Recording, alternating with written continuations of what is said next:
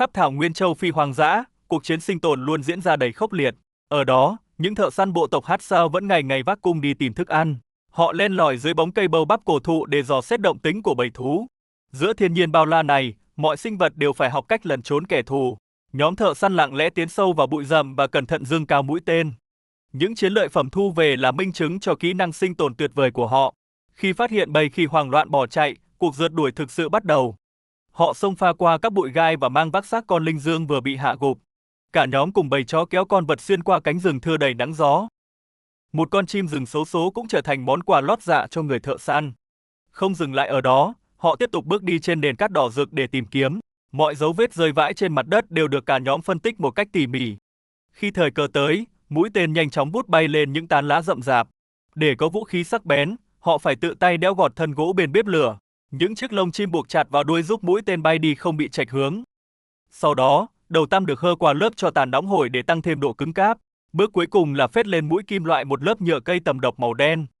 Chỉ một vết xước nhỏ từ thứ vũ khí này cũng đủ quật ngã mọi con thú lớn. Với trang bị sẵn sàng, họ tiến thẳng vào lãnh địa của những bầy chó hoang. Đám thú ăn thịt hung dữ đang bận rộn sâu xé con mồi ngay trên nền cỏ khô. Bỏ mặc bầy khi chuyên canh, người thợ săn cẩn thận bám theo những dốc đá trèo leo. Dưới sự dẫn đường của chó săn, họ phục kích sẵn dọc theo bờ suối cạn nước. Phát hiện mục tiêu, những đôi chân trần lập tức tăng tốc lao đi như một cơn gió.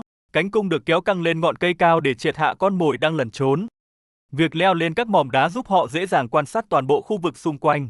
Từ trên cao, mũi tên chí mạng vút đi mang theo hy vọng về một bữa tiệc no nê. Con khỉ rơi gục xuống nhanh chóng bị lôi đi trước khi đàn cá sấu đánh hời thấy. Bởi sát thủ đâm lấy ẩn mình dưới lớp bùn luôn là mối đe dọa ven nguồn nước. Dù vậy, người Hát Sơ chẳng hề run sợ mà dũng cảm dương cung đáp trả cá sấu. Cú quay mình dữ dội dưới nước khép lại đợt đi săn căng thẳng giữa vùng hoang dã. Trở về khu lán trại an toàn, họ bắt đầu cọ sát củi khô để nhóm lên ngọn lửa ấm. Từng màng thịt tươi được xẻ ra và xiên thẳng vào que gỗ để nướng vàng mọi mặt. Mọi người quây quần thưởng thức hương vị thơm lừng của thịt thú sau ngày mệt nhọc. Trong khi đó, phụ nữ ở nhà cũng miệt mài gọt củ rễ để chuẩn bị đồ ăn dặm. Sau khi lấp đầy dạ dày, đội thợ săn lại luồn lách qua những bụi cây xanh rì. Savannah chưa bao giờ bình yên khi sư tử luôn trực chờ hạ sát những con bò tót. Để sống sót, con người phải chạy đua với thời gian và biết cách chế biến thức ăn. Rau củ hái lượm được thái nhỏ, hòa cùng nước suối đổ thẳng vào chiếc nồi nhôm. Những món đồ thủ công tinh xảo đung đưa trong gió cạnh nhát búa bổ củi vang dội. Khúc gỗ lớn được chẻ ra để duy trì bếp lửa rực hồng ninh như phần xương dài. Đến hôm sau, tiếng chó sủa lại thôi thúc họ dần bước sâu hơn vào vùng đất cằn cỗi. Một con nhím khổng lồ nặng trĩu bị tóm gọn và kéo lê trên lớp sỏi đá thô ráp. Ngoài thịt rừng, những cổ mọng mọc dài cũng là nguồn giải khát hữu ích dọc đường. Trong lúc nghỉ ngơi, những chiếc cung tên được mang ra vuốt lại từng sợi lông tơi tả. Sự kiên nhẫn bám đuổi của nhóm thợ săn chưa bao giờ vơi đi trước cái nắng gắt. Cùng lúc đó, trâu rừng hoảng hốt tháo chạy thục mạng vì lọt vào ổ phục kích. Bầy chó của người Hát Sơ liên tục đánh hơi qua khe đá để định vị chỗ con mồi trốn. Sự nhạy bén của chúng giúp cả nhóm tự tin băng qua lớp cát mù mịt không mất dấu. Chỉ từ một vết chân mờ nhạt, họ luôn biết chính xác con vật đang hướng về đâu. Xa xa, bầy linh dương ngơ ngác gặm cỏ mà không hay biết tử thần đang kề cận. Chưa kịp phản ứng, một con đã bị báo đốm chớp thời cơ lao ra tóm gọn gàng. Sát thủ tha bữa ăn của mình đi, và những người thợ săn cũng có phần thưởng tương tự. Đôi khi, họ vô tình chứng kiến cuộc đụng độ căng thẳng giữa báo hoa mai và nhím gai. Lớp gai sắc nhọn cản bước kẻ thù, tạo cơ hội cho nhóm người tiến lên thu nạp. Bằng sự phối hợp nhịp nhàng, họ dồn ép con vật gai góc vào thế không lối thoát. Chiến lợi phẩm thô ráp này nhanh chóng được khênh về làng trong niềm vui hân hoan. Không chỉ thạo săn thú, người Hát Sa còn rành rẽ cách chui vào hốc cây lấy mật ong. Họ khôn khéo dùng củi hun khói xua đuổi bầy ong bay vọt ra khỏi tổ ấm sầm uất. Bàn tay trần thò sâu vào bên trong, lôi ra tảng sáp đẫm mật vàng óng quý giá. Vị ngọt ngào hiếm có ấy là món quà tuyệt vời nhất giữa vùng rừng thiêng nước độc. Tại bếp lửa chung, đàn ông thanh niên xúm lại xả thịt thú rừng thành từng miếng vừa. Chảo thịt hầm sôi sùng sục bên cạnh nồi bột ugali đặc quánh đang được khuấy đều tay. Cậu bé mỉm cười rạng rỡ khi tận hưởng khoảng thời gian nghỉ ngơi hiếm hoi trong ngày. Bữa súp đậm đà gia vị được bưng ra, ai nấy đều cắn ngấu nghiến lớp thịt nướng xém. Mọi bộ phận thừa đều được trút vào chiếc chảo lớn để hầm lấy thứ nước dùng bổ dưỡng. Ăn chung một món ngon chính là cách họ duy trì sợi dây gắn kết chặt chẽ của bộ tộc. Bất kể già trẻ lớn bé, ai cũng được chia phần công bằng quanh ngọn lửa đang tàn dần. Nhờ nhai rách từng thớ thịt thô, lũ trẻ sớm học được cách thích nghi với sự khắc nghiệt. Những đoạn ruột dai cũng được chia nhỏ cẩn thận để dành cho người tới sau. Cuộc sống là vậy, nếu thiếu sức mạnh, bạn sẽ làm mồi cho báo đốm hay sư tử hung tợn. Hiểu rõ điều đó, người thợ săn luôn lùi lũi thu mình vào lớp vỏ ngụy trang rậm rạp. Chỉ một sải cánh bay qua hay tiếng kêu thất thanh của khỉ cũng chứa đựng điểm báo. Để sống sót, con người phải học cách trèo lên những nhánh cây chót vót thật nhanh nhẹn, bỏ lại sự ồn ào của đàn kên kên rìa xác và xe cộ hiện đại lướt qua phía ngoài. Người Hát Sao vẫn gầy khúc nhạc rừng êm ái trước khi nhấc cánh cung thân thuộc lên tay. Bởi lơ là một chút, con mồi trên cây sẽ vụt mất hoặc sư tử cái sẽ lao tới đoạt mạng họ. Mũi tên uốn cong chĩa thẳng vào cành lá rậm rạp luôn mang theo bản năng sinh tồn mãnh liệt. Tại nhà, lũ trẻ ngoan ngoãn ngồi chờ sự trở về an toàn của người đàn ông trụ cột. Dù thiếu thốn, họ vẫn không quên bẻ mẩu xương chia cho chú chó săn trung thành dũng cảm. Theo con suối nhỏ, họ mang về những củ rễ cứng cáp để luộc chín thành đồ ăn dặm. Lá rừng và củ dại được đun chung tạo nên thứ súp thanh đạm nhưng dồi dào sức sống. Việc tẩm chất độc đen kịt lên đầu mũi tên vẫn là bí quyết giúp họ đối phó với thú dữ. Bầy chó lại dẫn đường leo lên dốc đá, đánh hơi ra sự hiện diện của lũ động vật ăn cỏ. Cả đội hình bí mật trườn qua lớp lá, ép sát con mồi vào góc chết của cánh rừng hoang. Hành trình đi săn của người Hatcher là chuỗi ngày bất tận trói chặt với tự nhiên khắc nghiệt. Bởi nếu không tự tay giành lấy thức ăn, sinh mạng họ sẽ bị thảo nguyên nuốt chửng hoàn. Bình minh ló dạng, những người thợ săn vội vã lao vào rừng sâu tìm kiếm thức ăn. Họ ngước nhìn lên những tán cọ cao vút trước khi lẩn khuất vào bụi rậm. Từng bước chân luồn lách qua tán lá phải thật khẽ khàng để không đánh động con mồi. Họ vội vàng băng qua trảng cỏ thưa, hướng ánh mắt về phía một gốc cây lớn. Sự hiện diện của báo gấm và khỉ đầu cho báo hiệu một khu vực đầy rẫy hiểm nguy. Họ đồng loạt giương cung, nhưng con linh dương đã nhanh nhẹn phóng qua bờ mương. Không bỏ cuộc, nhóm người tiếp tục cầm vũ khí rồi trượt nhanh xuống vách đất cạn. Dấu vết dắt họ chạy dọc theo lòng suối khô cằn để bám sát mục tiêu. Cả nhóm chia nhau sục sạo giữa những tán cây gai góc nằm rải rác. Một người leo thoăn thoắt lên cây bao báp, nơi ẩn chứa một tổ ong rừng tự nhiên. Anh ta dùng khói để xua đuổi bầy ong rồi cẩn thận thò tay lấy tảng mật. Khối sáp ong vàng ươm này là món quà quý giá giữa thiên nhiên khắc nghiệt. Họ vừa đi vừa nhấm nháp vị ngọt ngào để nạp lại năng lượng cho chặng đường dài. Tại một góc rừng, con gà lôi vừa săn được đang được vặt lông bên đống lửa. Vài nắm cổ mọng và chút nước súp cũng đủ để họ xoa dịu cơn đói. Miếng thịt nướng xém được xé nhỏ, chia đều cho những người đang ngồi nghỉ chân. Lượng thức ăn săn được tuy ít ỏi nhưng luôn được san sẻ công bằng. Từng giọt nước đọng lại nơi vũng cạn cũng được chắt chiu uống cho bằng hết. Khung cảnh ngựa vằn hoảng loạn rằng co nhắc nhở họ về quy luật sinh tồn tàn khốc. Đánh hời thấy dã thú, họ lập tức tản ra ôm theo cung tên phòng thủ. Một bữa ăn thịnh soạn quanh chiếc nồi lớn giúp họ củng cố lại tinh thần. Trở lại trại, họ bắt đầu nắn nót vót lại từng mũi tên gỗ cho buổi săn mới. Đeo dắt tên bên hông, những thợ săn lành nghề lại bước ra khỏi buôn làng. Với sự trợ giúp của bầy chó, họ bắt đầu đánh hơi tìm kiếm dấu chân dã thú. Sự xuất hiện của con báo đốm dạo bước trên cỏ khiến cả đội phải dè chừng. Họ quyết định tránh né kẻ thù nguy hiểm và âm thầm quan sát vết hằn trên cát. Người thợ săn kinh nghiệm chỉ tay về phía có tiếng động lạ sau lùm cây. Một đàn ngựa vằn lẫn linh dương vô tình trở thành mục tiêu tiếp theo. Họ nhanh chóng lập đội hình bổ vây, nhắm thẳng cung tên qua sườn dốc hẹp. Thảo nguyên lúc này đầy ắp những bầy thú ăn cỏ quy tụ về bên hồ nước. Tuy nhiên, việc tiếp cận chúng giữa bãi cỏ trống trải là điều vô cùng khó khăn. Nhóm người đành băng qua những lùm cây thưa, hy vọng tìm được góc phục kích tốt hơn. Họ căng dây cung hết cỡ nhưng bầy thú dường như đã nhạy bén đánh hơi thấy nguy hiểm. Bầy ngựa phi nước đại lẩn trốn, để lại những người thợ săn tiêu nghỉu phía sau. Cuộc săn thất bại buộc họ phải trèo lên một sườn đá lởm chởm để quan sát. Họ cẩn thận nhìn qua khe đá, sau đó lại vội vã chạy theo tiếng sủa của bầy chó. Trên nền đất ẩm, những dấu chân động vật hiện ra mồn một như một lời chỉ dẫn. Cả nhóm đi nối đuôi nhau, lặng lẽ dò dẫm trong khu rừng thưa đầy bụi rậm. Lần này, một con báo đốm khác lại xuất hiện, lừ đừ theo dõi nhất cử nhất động của họ. Nhóm thợ săn không người chui dưới tán cây, cố gắng cắt đuôi kẻ săn mồi.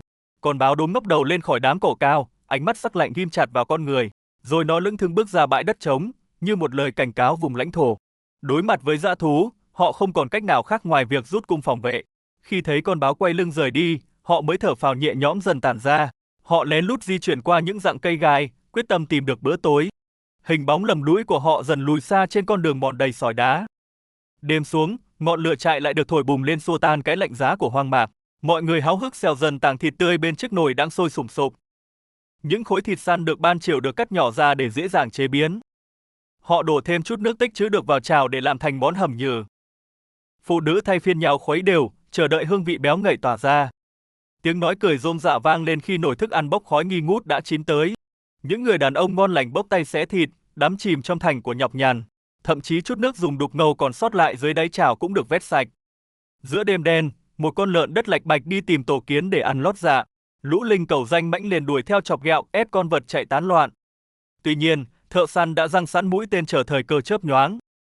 Sáng hôm sau, họ thái rau chuẩn bị nấu, bên cạnh những mảng thịt lớn đang thùi trên lửa. Thịt lợn nướng xém tỏa mùi thơm phưng phức, trở thành bữa ăn giàu đạm cho cả nhóm. Trở về khu liều rơm, cuộc sống bình dị của buôn làng lại tiếp tục diễn ra.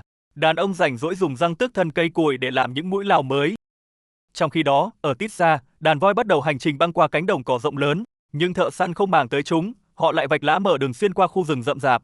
Bất cứ sự dao động nhỏ nào của lá cành cũng khiến ánh mắt họ sắc lại. Họ cẩn thận nhìn quanh, tìm kiếm mọi dấu hiệu của dã thú ẩn náu. Chẳng mấy chốc, họ lại thu mình len lỏi vào những bụi cỏ khô cháy xém. Bất thình lình, một con linh cậu đang điên cuồng vồ lấy mồi ngon ngay trước mắt họ. Nhóm thợ săn ập tới, hợp sức kéo chiến lợi phẩm lên khỏi lạch nước sâu bùn lầy. Vết chân in sâu trên đất chỉ điểm tổ của một con lợn đất khác. Dưới lớp cát tơi, đàn mối lúc nhúc chính là món khoái khẩu thu hút loài vật này. Lợn đất mải mê sục mõm đào bới mà không hay biết nguy hiểm đang kề cận. Họ thả bầy chó săn lao ra để dồn đuôi con vật nhỏ bé. Chiến lợi phẩm được hân hoan vác trên vai trong niềm vui khôn tả của cả nhóm. Họ nhanh chân đi qua những vũng nước đọng để mang thịt tươi về cho gia đình. Từng dấu tích trên cát được soi xét kỹ lưỡng để tránh rủi ro đi chệch hướng. Những người đàn ông khép nép lùi sâu vào tán lá khi thấy đàn voi khổng lồ lướt qua. Họ chỉ dám lặng lẽ đứng nhìn từ xa cho đến khi bầy thú to lớn khuất bóng. Vừa định tiến bước, họ lại hốt hoảng dừng lại khi một con voi đơn độc xuất hiện. Họ căng cung đề phòng, sẵn sàng đối phó nếu dã thú đột ngột nổi điên tấn công. Chờ đàn chó dạo quanh thăm dò xong xuôi, họ mới tiếp tục hành trình. Đi thêm một đoạn, họ giật mình rút cung ra ngắm vào một lùm cây rậm rạp. Tình cờ, họ phát hiện xác một con voi chết già với cặp ngà vĩ đại còn nguyên vẹn. Không bỏ lỡ cơ hội, họ xẻ thịt mang nướng xém rực trên cành củi khô để lót dạ. Một phần thịt lớn khác được cho vào nồi ninh nhừ để chiêu đãi toàn bộ những ai đi cùng. Đàn ông súm lại làm sạch bộ lòng mề để tận dụng triệt để nguồn thức ăn khổng lồ này. Họ nhai ngấu nghiến từng thớ thịt tươi nướng vội, kết thúc một ngày dài sinh tồn đầy khốc liệt. Vừa xé từng mảng thịt sống, người thợ săn vừa tập trung cho bữa ăn vội vã. Những phần thịt ngon nhất được thái nhỏ, nhanh chóng trút vào chiếc chảo gang. Khung cảnh bình yên chợt gián đoạn khi một đàn voi lừng lững xuất hiện. Ở một nơi khác, sư tử và chăn khổng lồ đang lao vào cuộc ác chiến.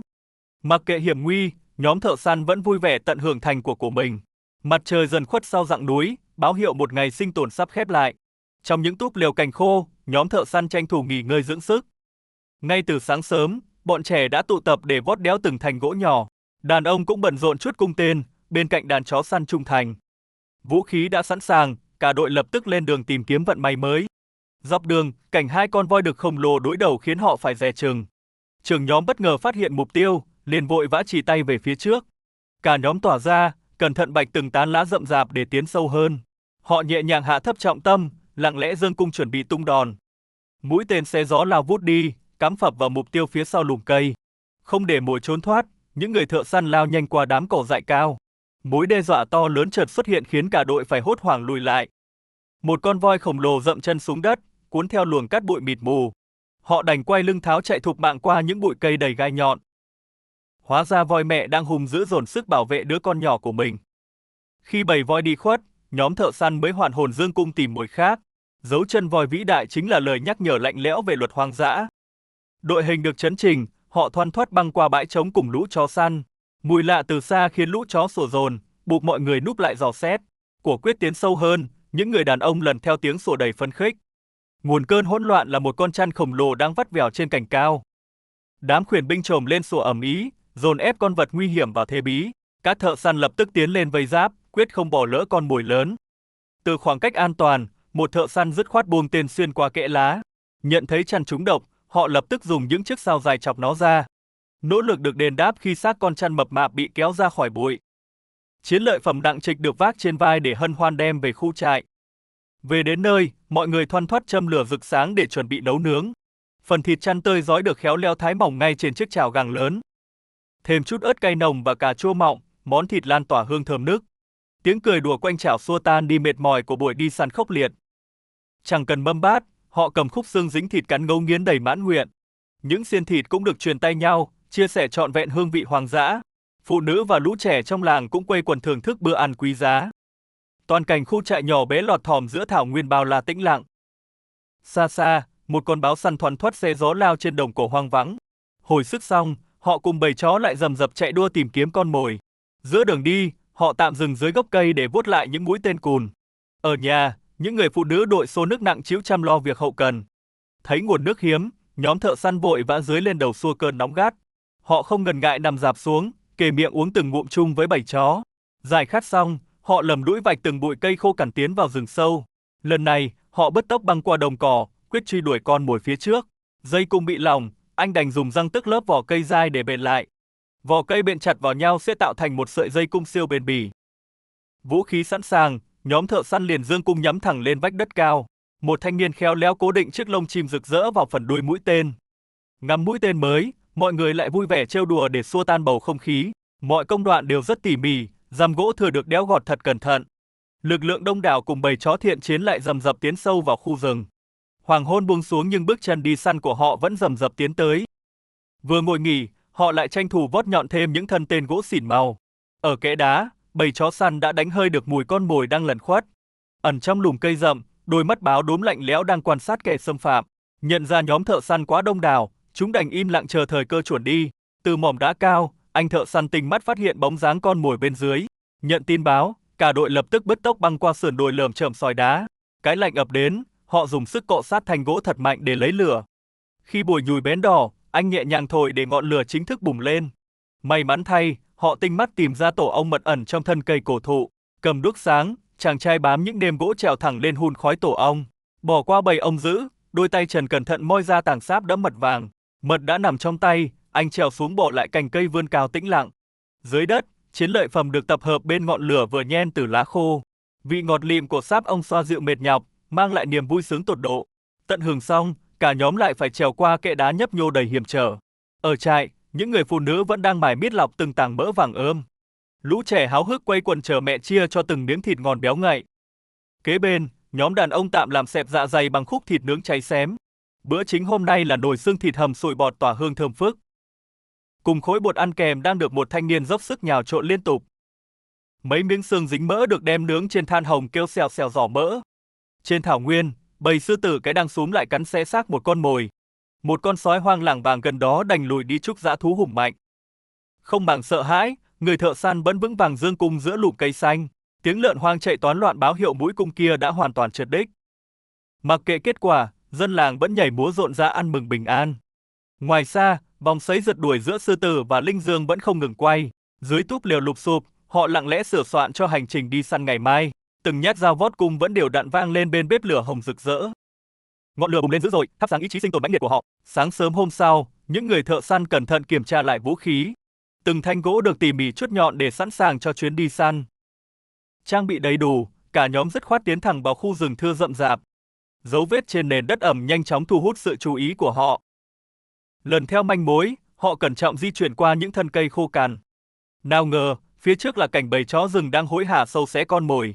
Sự giằng co ác liệt khiến một con linh dương giật mình lao vút đi. Động tĩnh bất ngờ ấy làm bầy chó rừng phải dừng lại nghe ngóng xung quanh. Phát hiện ra nguy hiểm, nó liền tháo chạy thục mạng qua con đường mòn. Thế nhưng, những người thợ săn lão luyện đã kịp thời đón long ngày phía trước. Cùng với bầy chó săn hỗ trợ, cuộc rượt đuổi diễn ra vô cùng chớp nhoáng. Mục tiêu mau chóng bị hạ gục ngay giữa bãi cỏ hoang vu tĩnh lặng. Chiến lợi phẩm nhỏ bé đầu ngày cũng đủ thắp lên nụ cười rạng rỡ. Nhưng chút thịt ít ỏi này vẫn chưa thể lấp đầy cơn đói của bộ lạc. Vì thế, họ tiếp tục cuộc hành trình dọc theo khúc sông có 7 hà mã. Không lâu sau, mục tiêu tiếp theo là một con lợn rừng lọt vào tầm ngắm. Thợ săn đi đầu liền dứt khoát giương cung nhắm thẳng về phía con mồi. Trái lại, bầy lợn vẫn lầm lì sục sạo trước mõm thô ráp xuống lớp đất ẩm. Chỉ đến khi nghe động, chúng mới giật mình ngơ ngác ngẩng đầu lên nhìn quanh. Nhận ra mối đe dọa, cả đàn liền hoảng hốt tìm đường tháo chạy toán loạn. Dù cố lẩn trốn, chúng vẫn khó thoát khỏi vòng vây bám sát của bầy chó. Cuộc rượt đuổi cứ thế kéo dài cho đến khi ánh hoàng hôn dần buông xuống. May mắn thay, thành của thu được là phần thưởng vô cùng xứng đáng cho họ. Niềm vui sướng thôi thúc những bước chân nhanh chóng vác con mồi trở về. Khối lượng thịt nặng trĩu trên vai chính là nguồn sống tiếp theo cho cả làng. Bên đống lửa bập bùng, mọi người quây quần cùng nhau chia sẻ bữa ăn ấm áp. Hương vị thịt nướng thơm lừng nhanh chóng xua tan đi sự mệt nhọc cả ngày. Giữa thiên nhiên khắc nghiệt, họ luôn biết cách mạnh mẽ chiến đấu để vươn lên. Mặc kệ vòng tuần hoàn tàn khốc, cuộc sống nơi đây vẫn luôn phải tiếp diễn. Sức sống ấy lại tiếp tục bùng cháy mãnh liệt qua từng điệu múa rộn ràng. Đầu phi tiêu tầm độc Kyuzaji đen ngòm được đưa ra giới thiệu ngay từ đầu. Những mũi vũ khí sắc lẹm được thợ săn cất gọn gàng vào chiếc ống tre. Từ trên cao, đại ngàn em săn trải dài vô tận che giấu biết bao bí ẩn. Những vùng lõi này luôn tiềm ẩn nguy hiểm khiến du khách phải hết sức dè chừng. Thợ săn phát hiện ra dấu vết con nai vừa bị báo hoa mai tấn công. Phát hiện bất ngờ này khiến nhà thám hiểm vô cùng ngạc nhiên và tò mò. Bỏ qua nguy hiểm, họ cẩn thận cuốn bông gòn làm bệ phóng cho phi tiêu mới. Dòng sông cuồn cuộn chảy xuyên qua những tán cây nguyên sinh dày đặc và ẩm ướt. Chàng thanh niên háo hức chia sẻ cảm giác phấn khích khi lạc vào chốn rừng sâu. Đột nhiên, mưa rừng trút xuống xối xả ướt sũng cơ thể người thợ săn bản địa. Họ đành phải dò dẫm lội qua con suối bùn lầy lội dưới tiết trời buốt giá. Người thợ săn trần truồng vẫn điềm nhiên ngước nhìn tìm mồi dù trời đang mưa. Để chuẩn bị vật liệu, ông giật mạnh dải dây leo dẻo dài trên thân cây. Bằng con dao nhỏ, ông thoăn thoắt vót nhọn từng thanh cọ cứng làm phi tiêu phóng. Thu thập xong nguyên liệu, người thợ săn vác bó cọ lên vai tiếp tục đi. Mưa vẫn rả rích rớt qua tán lá, khiến hành trình đi săn càng thêm vất vả. Sự mệt mỏi về thể xác và cô lập đôi khi kéo theo những vòng lặp tiêu cực. Nắm bắt tâm lý đó, dịch vụ hỗ trợ tinh thần trực tuyến Beta Hên đã ra đời. Chỉ với chiếc điện thoại, mọi người dễ dàng nhắn tin cho chuyên gia trị liệu ngay. Giải tỏa được áp lực tâm lý, hành trình khám phá rừng hoang lại thêm hứng khởi. Cả nhóm xốc lại tinh thần, hăng hái nối gót người dẫn đường dẫm trên gỗ mục. Đại ngàn ướt đẫm dần hiện ra vẻ đẹp mộc mạc nguyên sơ sau trận mưa rào. Con thuyền gắn máy xé sóng trên dòng nước đục ngầu tiến sâu vào rừng nguyên sinh. Lịch trình cho thấy họ đang dần tiến vào khu vực sâu nhất thuộc lãnh thổ Ecuador. Nơi đây tồn tại những ngôi làng lợp lá tách biệt hoàn toàn với thế giới ngoài. Bên ngoài hiên, ông lão thợ săn vẫn đang cặm cụi mài giũa đồ nghề truyền thống. Ngôi nhà lọt thỏm giữa biển cây xanh ngắt che giấu những phương thuốc bí truyền. Bí quyết kịch độc nằm trong thân dây leo rừng mà chàng trai đang tò mò người. Nước cốt cô đặc dò xuống phiến đá mang theo sự chết chóc đáng sợ của tự nhiên. Một lớp bông gòn chốt lại vũ khí này trước khi nó sẵn sàng tước đoạt sinh mạng. Chàng trai thích thú giơ mũi tiêu sắc nhọn đã hoàn thiện lên sát ống kính máy quay. Hàng loạt phi tiêu tầm độc được cắm cẩn thận vào thân tre để phòng thân mỗi ngày. Bản đồ cổ gợi nhớ về tham vọng chinh phục Emerson của người Tây Ban Nha kỷ 16. Ai ngờ, những kẻ viễn trình đã bỏ mạng thảm khốc dưới ngọn giáo của dân bản địa. Trận chiến đẫm máu ấy biến những tán rừng tĩnh mịch này thành cấm địa tàng tóc nhất. Bóng tối buông xuống làm tăng thêm sự rùng rợn về truyền thuyết bộ lạc Tagazi hung tợn. Có những bí mật mãi mãi bị lấp liếm dưới dòng chảy đục ngầu của thời gian. Sáng sớm, miếng thịt cá sấu ám khói dai nhách giúp xua đi hơi lạnh ngấm vào xương. Bên ánh lửa bập bùng, quá khứ đẫm máu về người Tagazi tàn bạo dần được hé lộ. Chàng trai bàng hoàng nghe câu chuyện nhóm thợ cưa xấu số từng vô tình chọc giận họ. Âm thanh chát chúa từ máy cưa đã phá vỡ sự tĩnh lặng ngàn năm của khu rừng. Sự xâm phạm trắng trợn ấy lập tức phải trả giá bằng một cuộc thảm sát kinh hoàng. Hàng chục chiến binh Tagazi phẫn nộ lao ra khỏi bụi rậm như những bóng ma đòi mạng. Ngọn giáo nhuốm máu còn sót lại là lời răn đe rợn người dành cho mọi kẻ phá bĩnh. Nỗi ám ảnh ấy khiến bất cứ ai trôi dạt trên sông Emerson cũng phải ngoái nhìn canh chừng. Chiếc thuyền rẽ nước dưới cầu vồng, tiến về làng Bameno hiền hòa để tìm kiếm sự chở che. Bameno nổi lên như một điểm định cư thân thiện hiếm hoi còn sót lại của vùng rìa lõi. Chú chó nhỏ lon ton chạy dọc con đường đất nhão đón ánh bình minh lấp ló ngoài xa. Phụ nữ làng Bameno với khuôn mặt quẹt sơn đỏ hát vang khúc ca truyền thống tiếp khách. Trái ngược với sự hiền hòa này, một góa phụ nghẹn ngào kể lại ký ức đau thương xưa. Chị xót xa về não khoe vết sẹo dài bị giáo đâm trượt khi tháo chạy thục mạng. Thậm chí, chị phải vùng vẫy thoát khỏi bàn tay kẻ thù định xé rách giái tai uy hiếp. Giờ đây, chỉ còn một bên phổi lành lặn cùng nỗi đau mất chồng không gì bù đắp. Chàng thanh niên dùng mình xót xa trước cái giá quá đắt của những cuộc đụng độ bộ lạc. Dấu vết hoang dã lại hiện diện quanh bếp lửa tàn, nơi ông lão nhóm lại than hồng rực. Chú vẹt lông xanh đầu yên bình trên cành khô, ngơ ngác quan sát xác lợn rừng cạnh đó. Các bồ lão giải thích rằng người Tagazi tấn công chỉ vì muốn giữ lại mảnh đất tự do. Đối với họ, mọi thứ thuộc về xã hội hiện đại đều mang mầm mống phá hoại truyền thống. Chính phủ không bao giờ hiểu được khát khao sinh tồn của những con người chối bỏ văn minh. Từ mây trời nhìn xuống, khúc sông Emerson tựa như vành đai bảo vệ vương quốc hoang dã bí hiểm. Buổi chiều buông, mây tím giăng ngang xóm nghèo yên ả lấp lửng những túp lều gỗ lụp xụp. Một con lợn vòi lững thững tiến lại gần vòi vĩnh cái vuốt ve đầy thân thiện của khách. Dù mang đầy vết sẹo do báo vồ, nó đã được dân làng cưu mang như thành viên gia đình. Trải nghiệm vuốt ve mãnh thú giúp rũ bỏ mọi định kiến về cuộc sống khốc liệt nơi này. Bầu trời cao vời ôm lấy hàng vạn tán cây nhấp nhô trải ngút ngàn không thấy điểm dừng. Hai đứa trẻ bản địa trao nụ cười hồn nhiên lấm lem, ánh mắt lấp lánh sự tinh nghịch. Người già lại thoăn thoắt cuốn bông gòn vào chuôi tiêu, sẵn sàng cho ngày mai đầy gian nan. Trong khi đó, nhóm thanh niên hì hục bê cộ máy rẽ nứt gắn lên chiếc vỏ lãi mong manh. Một thợ săn khỏa thân rẽ lá dương xỉ ướt đẫm, lầm lũi tiến thẳng vào lõi rừng. Anh đột ngột dừng lại, thổi kèn lá dụ mồi rồi ngước nhìn tán cây để tìm mục tiêu. Thán phục trước đôi mắt tinh tường ấy, chàng thám hiểm lật đật theo sau bắt chọn khoảnh khắc. Sự khó nhọc in hằn trên khuôn mặt khi anh phải chui rúc qua tầng tầng lớp lớp dây leo. Cây cổ thụ khổng lồ sừng sững phô diễn sự vĩ đại bất diệt của sinh quyền Emerson hùng vĩ. Ở dưới kia, người thợ săn dâng thẳng ống phóng tiêu, nhắm nòng súng vào những con khỉ nhanh nhẹn. Anh không hề chớp mắt, dồn hết sức bật từ buông phổi thổi vút mũi tiêu sắc lạnh lên cao. Những vị khách lạ mướt mát mồ hôi theo dõi từng chuyển động nhẹ nhàng nhạy bén của người rừng. Trải nghiệm này phá bỏ giới hạn sức chịu đựng, khiến anh thấy trân trọng văn hóa nguyên thủy hơn. Nhằm xua đi cơn đói là, người dẫn đường ngắt nhánh lá đưa con kiến đen xỉ lên mời khách. Dân rừng Emerson vẫn thường bù khoáng chất bằng thứ nước bọt mặn chát của loài côn trùng bé nhỏ. Lấy dũng khí, anh lẻ lưỡi nếm thử và bất ngờ bởi hương vị chua gắt xốc thẳng lên não. Nhờ chút năng lượng kỳ quái này, đôi chân họ tiếp tục băng qua đám lá mục trơn trượt ẩm ướt. Chàng thám hiểm bật cười thán phục trước kỹ năng sinh tồn tuyệt hảo của những thợ săn trần truồng. Dù không mặc áo quần, chiếc dây buộc dương vật ngộ nghĩnh vẫn bảo vệ họ khỏi sự gai góc. Hệ sinh thái bạt ngàn tiếp tục phô diễn sức sống rực rỡ dưới cái nắng chiều hiu hắt vắt ngang. Ổ chim non nằm lọt thỏm trên thảm lá rụng chứng tỏ sự nảy nở kỳ diệu của vạn vật. Nhánh dương xỉ đẫm xương đánh dấu một hành trình khó quên, khép lại câu chuyện về xứ sở hoang dã. Con sông đục ngầu âm thầm chảy xuyên qua trái tim của khu rừng nguyên sinh. Bữa sáng hôm nay bắt đầu bằng vài quả trứng màu xanh biếc luộc trong nồi. Người đàn ông bản địa miệt mài đẽo lạt trong khi vị khách ngồi thảnh thơi. Những thước phim cũ gợi nhớ lại quá khứ khi bộ tộc lần đầu chạm trán người ngoài. Đó là trang sử nhuốm máu khi các nhà truyền giáo cố gắng thay đổi họ. Nhưng rồi lòng vị tha của những người phụ nữ đã mở ra cánh cửa hòa bình. Nhìn từ trên cao, mái lan lá tĩnh lặng lọt thỏm giữa biển cây bạt ngàn. Chàng trai ngoại quốc tỏ vẻ thích thú khi lần đầu nếm thử món trứng hoang dã. Dù vẻ đẹp nơi đây rất tráng lệ, mầm bệnh sốt rét vẫn luôn thường trực. Anh cẩn trọng chia sẻ về sự cảnh giác trước những hiểm nguy vô hình rình rập.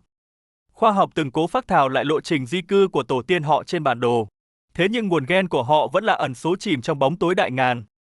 Người già trong làng tin rằng loài báo đen là hiện thân của những linh hồn. Truyền thuyết kể lại rằng báo gấm sẽ đến gọi linh hồn đứa trẻ từ nấm mồ. Từ đó, linh hồn hòa quyện cùng mãnh thú vươn lên thành người bảo vệ thầm lặng. Bên bếp lửa bập bùng, những tín ngưỡng xa xưa càng trở nên huyền bí sống động. Khi bình minh lên, thảm thực vật bao la lại vẫy gọi họ bước vào hành trình mới. Chiếc xuồng rẽ sóng đưa cả nhóm xuôi theo dòng chảy cuồn cuộn đục ngầu phù sa. Vị khách phải nhanh chóng bám theo người thợ săn đi sâu vào khu rừng rậm rạp. Nhát rìu dứt khoát bổ xuống thân cây mục để tìm kiếm nguồn thức ăn bí mật. Ngay cả bầy kiến nhỏ bé cũng đang miệt mài sinh tồn giữa thiên nhiên khắc nghiệt. Lớp gỗ mục lộ ra những con đuông to béo đang mê ngoẩy bên trong lõi cây. Sinh vật kỳ dị này lập tức được trao tận tay chàng trai để anh nếm thử. Vượt qua sự ái ngại, anh tiếp tục theo chân họ tiến sâu dưới tấm thảm xanh. Thể lực dần cạn kiệt khiến vị khách lộ rõ vẻ phờ phạc mệt mỏi trên khuôn mặt. Những bóng cây cổ thụ vươn cao che kín cả bầu trời tĩnh lặng phía trên. Người thợ săn vác giáo trên vai vẫn thoăn thoắt di chuyển không hề hấn gì. Đột nhiên, sự xuất hiện của bóng đen chuyển cảnh trên cao thu hút sự chú ý. Âm thanh xào xạc thôi thúc cả nhóm rảo bước nhanh hơn để không tuột mất mục tiêu. Trở lại ven sông, họ thu hoạch được xác một con chim rừng lông đen tuyền to lớn. Những chiếc xuồng máy nhanh chóng được neo lại bên bờ cỏ ẩm ướt để nghỉ ngơi. Người phụ nữ bản địa thạo việc vặt sạch lớp lông trắng muốt của con mồi vừa săn. Xác chim ngay sau đó được thui cháy xém trên ngọn lửa rực hồng rơm rạ. Mọi người cùng nhau xẻ thịt chuẩn bị một bữa tiệc đạm bạc giữa đại ngàn. Trong lúc đó, họ tranh thủ dùng rìu đẽo gọt cành cọ để chế tạo thêm vũ khí. Lão thợ săn tỉ mỉ vuốt nhọn từng thân gỗ thành mũi giáo sắc bén vô cùng. Lán trại nhỏ bé này chính là thành trì vững chãi bảo vệ nếp sống nguyên thủy. Khu bảo tồn Yasuni rộng lớn đang đối mặt với sự xâm lấn không ngừng nghỉ. Đâu đó trong rừng sâu, vẫn còn những bộ tộc chọn sống ẩn giật để sinh tồn. Sự bành trướng của máy móc khai thác mỏ đang bức tử vùng đất tổ tiên của họ. Những chiến binh dũng cảm buộc phải cầm giáo đứng lên bảo vệ sự bình yên cuối cùng.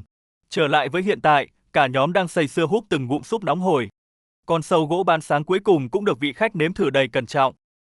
Tán lá rậm rạp chìm hẳn vào bóng tối u tịch khi màn đêm bao trùm vạn vật.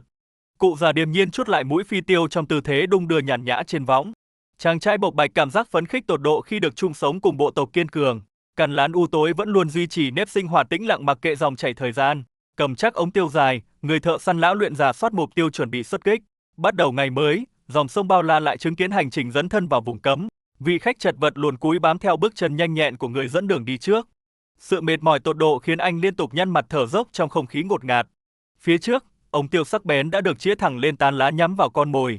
Họ lao đi vun vút, rượt đuổi bóng đen đang thoăn thoắt chuyển cảnh trên cao.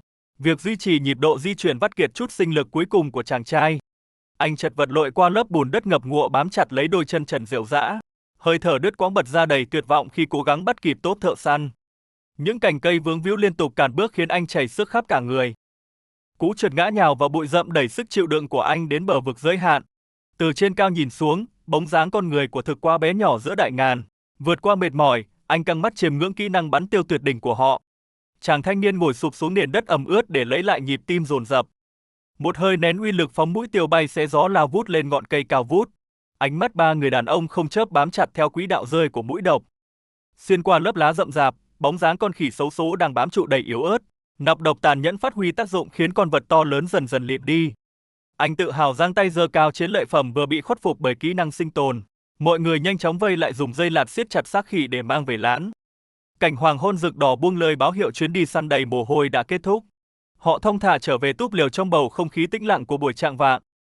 Con khỉ hoang dã lập tức bị ném lên đống lửa rực sáng để thui dụi lớp lông dày. Bóng dáng túp lều in hẳn trong đêm đen chập chờn theo nhịp lửa cháy bập bùng. Mọi người tụ tập xé nhỏ phần thịt nướng và tận hưởng bữa tiệc man dợ đầy ngon miệng. Người thợ săn nhai ngấu nghiến phần đầu sọ khi để thưởng thức trọn vẹn hương vị đặc sản. Anh say sưa mút sạch màng thịt cuối cùng dính trên xương mà không mảy may lãng phí. Đêm khuya, cụ già lại cặm cụi chút vũ khí như vòng lặp sinh tồn bất tận. Những bước chân trần lấm lem bùn đất ghi lại một hành trình hoang dã cực kỳ đáng nhớ. Bí ẩn về những người giữ rừng khép lại giữa đại ngàn âm u sâu thẳm.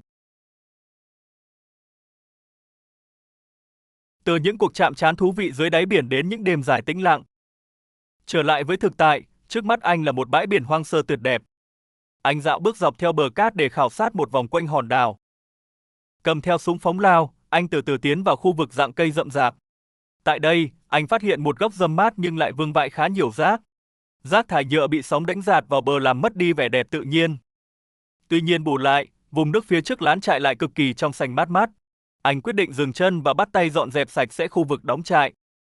Chiếc võng dù màu xanh gọn nhẹ được lấy ra để làm nơi ngả lưng qua đêm. Anh tháo lớp vỏ bọc và bung tấm võng ra chuẩn bị buộc lên cây. Những cành cây lớn vươn ra sát biển lập tức trở thành giá treo vô cùng lý tưởng.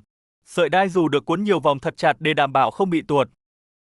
Khi võng đã giăng xong, anh liền ngồi thử lên để kiểm tra độ chịu lực. Chỗ ngủ đã an toàn, anh thoải mái ngả lưng tận hưởng gió biển thoang thoảng. Nghỉ ngơi xong, anh tiếp tục đi kiếm vật liệu để dựng thêm một mái che. Nhiều thân cây khô rạt trên bãi cát được mang về làm khung xương cho lán. Lớp mái sau đó được lợp kín bằng những cành lá cọ khô thu thập quanh đảo. Chẳng mấy chốc, một căn tròi nhỏ nhắn nhưng vô cùng chắc chắn đã hoàn thành. Nằm ẩn mình dưới lớp lá cọ, anh cảm thấy an tâm hơn hẳn khi đêm xuống. Công việc dựng trại xong xuôi, giờ là lúc chuẩn bị cho chuyến đi lặn đầu tiên. Anh tháo đồ lặn, chân nhái và khẩu súng phóng lao ra kiểm tra lại cẩn thận. Mang đôi chân nhái vào, anh từ từ lội xuống làn nước biển đang dần dâng cao. Anh ngụp sâu xuống đáy, hòa mình vào thế giới tĩnh lặng dưới lòng đại dương. Bất ngờ thay, một chú rùa biển lớn bơi lướt qua mặt anh một cách hiền hòa. Anh nhẹ nhàng vươn tay chạm vào mai rùa như một lời chào hỏi người bạn biển. Tiếp tục hành trình, anh len lỏi qua những cụm san hô đang ẩn mình trong bóng nước. Mũi súng phóng lao luôn hướng về phía trước, sẵn sàng nhả đạn chớp nhoáng. Tuy nhiên, khu vực này có vẻ vắng bóng những con mồi lớn béo bở. Anh kiên nhẫn bơi ra sát mặt san hô, căng mắt tìm kiếm từng chuyển động nhỏ nhất. Lướt qua dải san hô trắng, tầm nhìn dưới đáy biển vẫn khá quang đãng nhưng tĩnh mịch. Anh nhắm chừng vào một hốc đá tối đen, nơi lũ cá thường hay lẩn trốn. Sau một hồi ngụp lặn, mục tiêu đầu tiên cuối cùng cũng lọt vào tầm ngắm. Mũi lao xé nước lao đi phập trúng đích, chấm dứt cơ hội trốn thoát của mục tiêu. Sợi cước căng lên, anh thu dây kéo chiến lợi phẩm bơi dần lên mặt nước. Đó là một chú cá nhỏ màu vàng nâu, đủ để làm bữa lót dạ cho tối nay. Lên đến bờ, anh tháo chân nhái và đặt tạm khẩu súng xuống bãi cát trắng. Dùng con dao dựa mang theo, anh cẩn thận làm sạch phần ruột cá sát mép nước. Cá được sơ chế xong, anh quay lại bãi rác ban sáng để dọn dẹp không gian. Những cành khô nhặt được bẻ vụn ra làm mồi nhen một đống lửa ấm áp. Anh dùng dao vót nhọn một thân cây tươi để làm thành chiếc xiên cá dã chiến.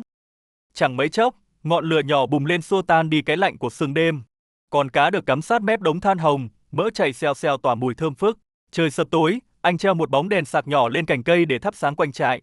Phần cá nướng trên than hồng đã cháy xém lớp da, báo hiệu phần thịt đã chín kỹ. Ngoài ra, anh còn nướng thêm một trái chuối rừng trên mũi chân nhái để ăn kèm. Lớp vỏ chuối nướng đen xì được lột bỏ, lộ ra phần ruột vàng dẻo bốc khói. Miếng chuối ngọt lịm như tiếp thêm sinh lực sau một ngày dài tiêu hao năng lượng. Dưới ánh sáng lờ mờ, bữa tối đạm bạc nhưng ngon miệng nhanh chóng được xử lý gọn. Đống lửa cháy tí tách tạo nên một không gian sinh tồn bình yên đến lạ lùng. Ăn uống xong, anh đem chiếc chân nhái lấm lem xuống mép nước rửa sơ qua. Chui vào chiếc võng êm ái, anh từ từ ngả lưng và thu mình lại cho ấm.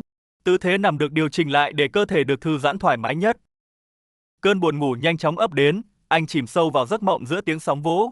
Bóng tối hoàn toàn bao trùm lấy bãi biển tĩnh mịch, che chở cho khu trại nhỏ. Bình minh ngày mới ló dạng, anh tháo chiếc bóng đèn sạc đã cạn pin xuống cất đi. Tia nắng sớm chiếu rọi xuống rặng cây, thúc giục anh bắt đầu một hành trình mới. Anh cởi áo, giữ lại bộ đồ lặn và sẵn sàng cho một chuyến đi săn quan trọng. Cầm theo súng phóng lao, anh lầm lũi bước thẳng xuống vùng nước đang vỗ sóng. Nước biển ban mai vô cùng trong trẻo, ánh nắng xuyên thấu xuống tận đáy cát. Đạp mạnh chân nhái, anh bơi bút xuống khu vực rạn san hô quen thuộc hôm qua. Mắt mở to sau lớp kính, anh liên tục lướt xuống dò xét mọi ngóc ngách khả nghi. Sự tĩnh lặng tuyệt đối được duy trì để không đánh động những bầy cá lớn. Dưới rạn san hô này ẩn chứa sự sống phong phú nhưng vô cùng cảnh giác.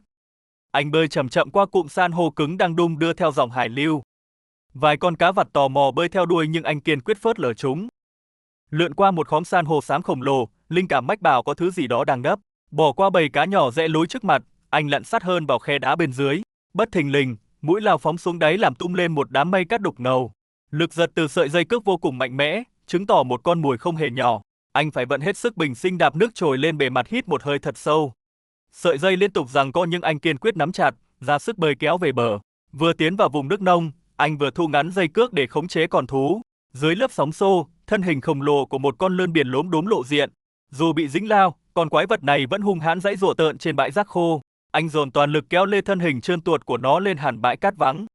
Con lươn báo khổng lồ lộn vòng liên tục, cố gắng vùng vẫy thoát khỏi lưỡi câu. Nó cuồng độ dương bộ hàm lởm chởm răng sắc cắn ngập vào trục súng kim loại. Những chiếc răng bén như dao cạo chứng tỏ sức tấn công đáng gờm của loài sinh vật này. Không chần chừ, anh liền rút con dao dựa vung nhát chém mạnh xuống mình con lươn. Vài đòn đánh uy lực đã khiến kẻ săn mồi ngoan cố dần mất đi sự chống cự. Cẩn thận dùng mũi dao nhỏ, anh kết liễu hoàn toàn con vật nguy hiểm này. Cuối cùng thì xác con lươn báo dài thượt cũng nằm bất động trên bãi cát. Anh nắm lấy phần đầu lao, kéo xác nó xuống mép nước để làm sạch lớp bùn đất. Từng đợt sóng tràn qua rửa trôi sạch sẽ, khoe rõ hoa văn lốm đốm trên mình lươn. Nhấc bổng con quái vật biển lên cao, khuôn mặt anh rạng rỡ tự hào về chiến tích vĩ đại. Để chuẩn bị bữa ăn, anh gom nhặt những cành củi khô nằm rải rác trên bãi cát. Mang chiến lợi phẩm đến khúc gỗ lớn, anh vung dao cắt mạnh con lươn biển. Lớp da dày và trơn trượt khiến việc chia nhỏ thịt tốn khá nhiều sức lực. Cuối cùng thì con quái vật cũng được chặt thành từng khúc ngắn vừa vặn. Phần thịt trắng ngần lốm đốm hoa văn lúc này đã sẵn sàng để đem đi chế biến. Lựa chọn một gốc cây phù hợp, anh kéo nó ra bãi đất trống để làm bếp nướng. Vài cành cây dài được bẻ gập dứt khoát để làm củi nhóm lửa cho bữa trưa. Từ mớ lá khô và cành vụn, ngọn lửa ấm áp nhanh chóng bùng lên rực rỡ. Anh cẩn thận chêm thêm những thanh gỗ lớn để duy trì nguồn nhiệt cháy ổn định. Tranh thủ lúc đợi than hồng, anh gọt nhọn hai cành cây nhỏ gọn để làm xiên. Từng khúc thịt lươn béo ngậy được xuyên qua chắc chắn trên thanh củi tươi. Sâu thịt hấp dẫn lập tức được gác cẩn thận lên phía trên ngọn lửa đang cháy. Sức nóng tỏa ra khiến lớp mỡ dưới da bắt đầu chảy xèo xèo đầy kích thích. Anh lật dở đều tay để đảm bảo phần thịt bên trong được chín mềm hoàn hảo. Tiện thể, anh bùi luôn vài quả chuối rừng vào đống than hồng cạnh bếp nướng. Chẳng mấy chốc, lớp vỏ chuối cháy đen báo hiệu phần ruột bên trong đã chín bùi. Để món ăn bớt ngán, anh thái nhỏ vài quả cà chua mọng nước vào chiếc gáo dừa, thêm chút nước cốt chanh chua dịu, món salad mộc mạc đã hoàn thành nhanh chóng. Quay lại với bếp lửa, phần thịt lươn cháy xém cũng đã tỏa mùi thơm nước mũi. Lớp da đen đắng chát được bóc bỏ, để lộ ra những thớ thịt trắng ngần nóng hổi. Anh xé nhỏ phần thịt thơm lừng này rồi trộn đều tay cùng bát salad cà chua. Vài miếng chuối nướng dẻo ngọt cũng được thêm vào để làm phong phú hương vị. Tất cả hòa quyện lại tạo nên một bữa trưa hoang dã đầy dinh dưỡng và hấp dẫn. Ngồi thưởng thức thành của ngon lành, bao mệt nhọc của buổi đi săn như tan biến hết. Ăn uống no nê, anh đưa mắt ngắm nhìn khung cảnh yên bình dọc bờ cát vắng lặng. Mang theo đống đồ nghề lình kình, anh tiến thẳng về phía làn nước biển trong xanh. Bát gáo dừa và chiếc vây bơi nhanh chóng được rửa sạch sẽ rơi những con sóng nhỏ. Trở về lán trại, anh cẩn thận cuộn chiếc võng dù cất gọn gàng vào trong ba lô.